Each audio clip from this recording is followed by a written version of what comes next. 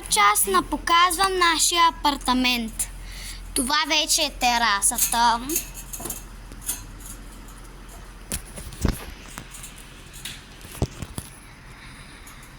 Тук са други цветя, като и тук. Това ни е масата. И продължаваме натам. Много е голяма, наистина голяма. Имаме цветя, чедър. Те малко са ползавехнали. Стъкло. Тази маса съм си я пробвала да я чупа, много е трудно. И е много опасно, ако падне стъклото. Предполагам, че знаете всички. Това ни е люлката, която е много готина. Сядаш и се люляш на нея. Ето.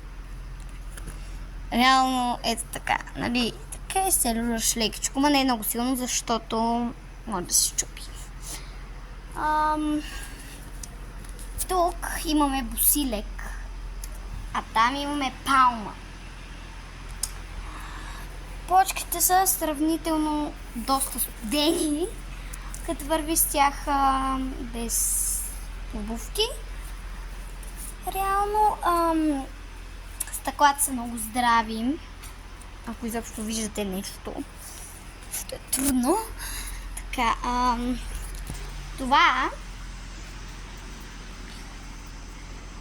са ни другите цветя.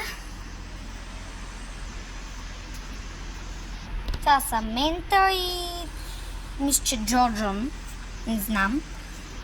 Точно. Тук имаме някакво растение, което е много хубаво. Пак сме го засаждали. Здравейте. Нагоре са много хубави апартамент. Това беше всичко от мен. Ако ви е харесало, дайте лайк, абонирайте се и